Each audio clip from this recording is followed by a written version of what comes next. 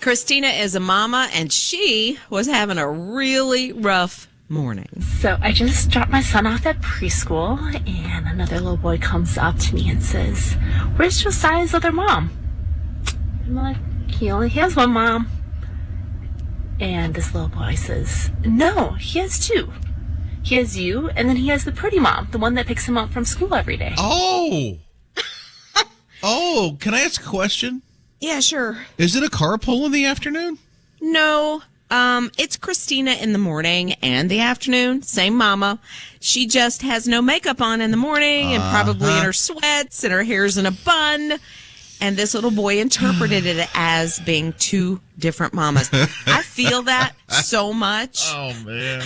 When I used to drop my daughter off at school, I worked until like midnight, didn't get to bed till like 2 a.m., so I would wake up and sometimes my shirt would be inside out. Oh. That's how tired I was. Oh. Oh, that happened more than once as I went into kindergarten, shirt inside out. What? Okay. Yeah. So here's the thing. There is this debate that's gone around.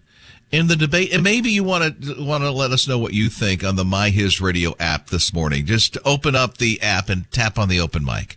But here's what I've heard, that there's some people who really frown on those who bring their kids to school while they're wearing the PJs, dropping them off. Why does it? I don't think it matters. To me, it doesn't matter. As long as the baby is getting to school on time and the baby's dressed, and I say the baby, but the kid. I'm just saying, some people, I'm not saying I'm either way. I mean, I've dropped off kids and I have my PJs on and no makeup. So, thankfully, just saying. But there's some are like, no, you get ready for your day before you drop the kids off at school. Just saying. So if you have thoughts about that, the My HISRadio app and use the open mic. You're listening to Rob and Liz in the morning. His radio. PJs in the car rider line in the morning or not. It's Rob and Liz in the morning, His Radio. And of course, I'm not talking about the kids. They got to get ready. But what about mom or dad who's dropping off the kids and they come back home? Get ready for the rest of your day. Some people think, believe it or not, that you should get ready and be ready for the whole day while you're at the car rider line. You're ready for the day before you get there. Well, I mean, if you're headed to work, you kind of got to be. But if not, Teresa texted 800-447-7234, and she basically gets ready before she takes the kids to school. She said she gets a shower, she gets dressed, and then she turns her attention to the kids. But her hair's usually wet and don't have any makeup on when she drops him off. So her clothes are there, but she's not fully dressed. Not in the PJs. Yes, not in PJs. But no makeup, and the hair's wet. So she goes back home, finishes getting ready. Okay, right, I get or in the that. car. So, or in the car. I didn't think about that. Yeah. So we got an open mic in. A lot of people are chiming in on the open mic as well, which is on the My HISRadio app. When you open the app, you tap on the open mic and record whatever you want. But here's what came in about this. Hey, I'm all for you wearing your pajamas in the car line. I would just be very aware that emergencies happen. A couple years ago, when my daughter was in kindergarten and my son was in first grade, I went to pick them up in pajamas and a tornado hit.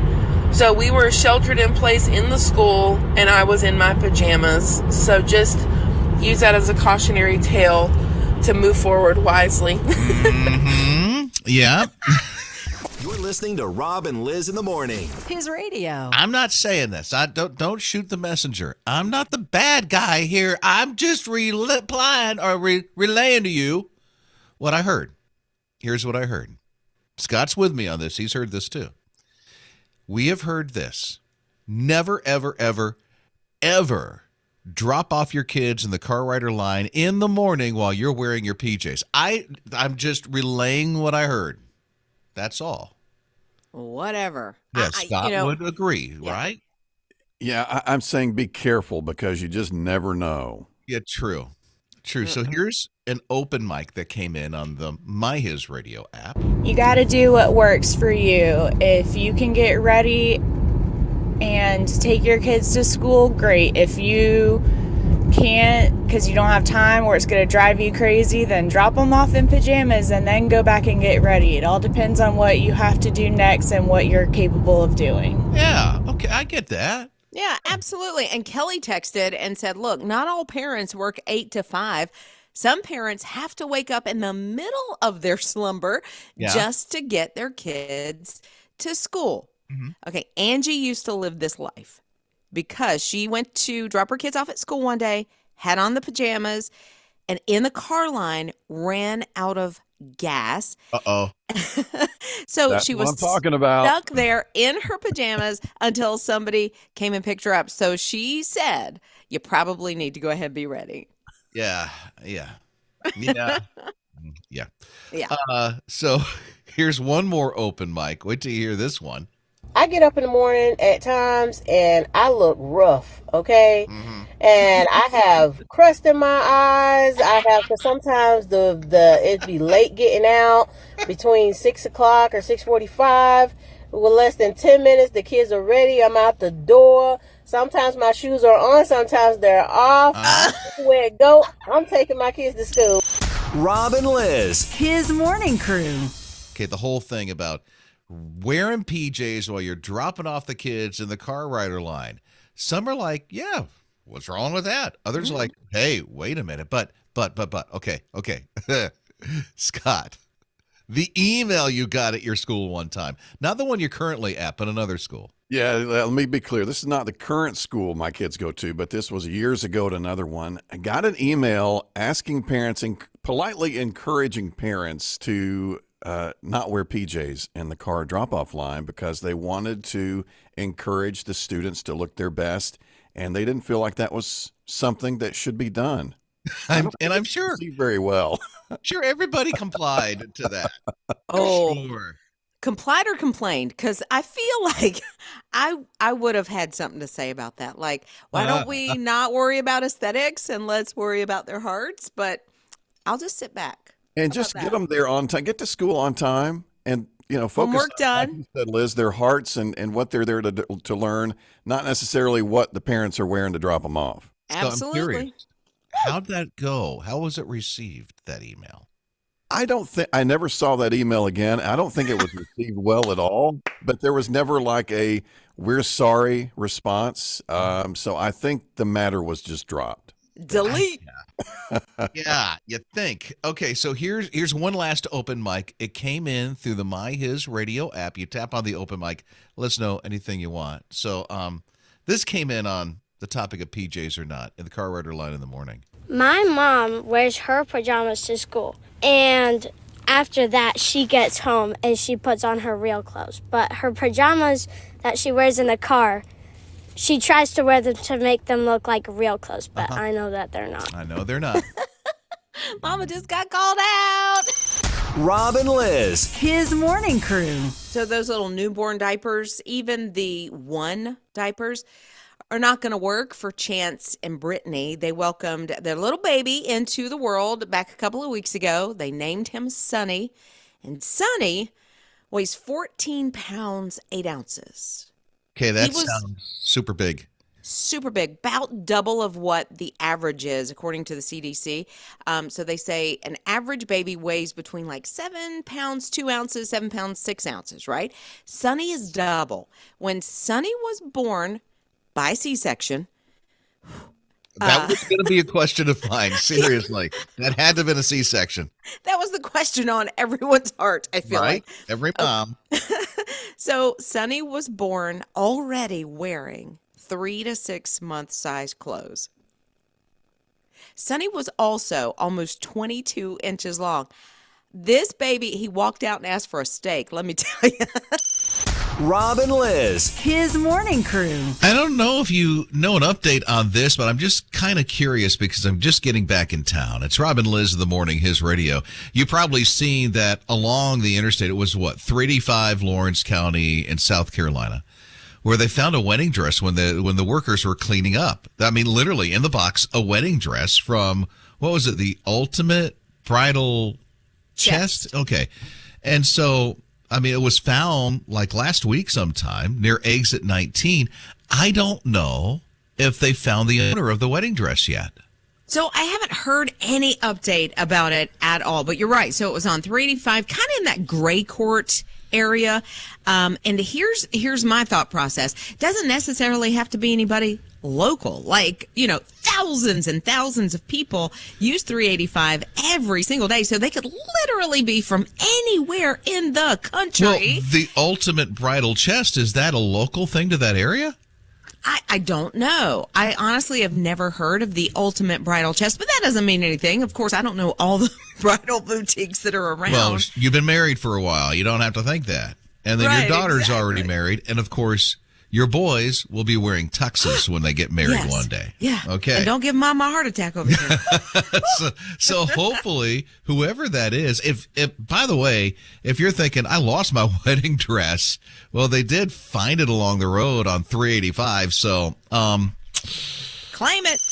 Rob and Lizz. His morning crew. So they decided to have a wedding reception at Eli's favorite place. It's Rob and Lizz in the morning, his radio. Turns out Eli's favorite place is the Waffle House.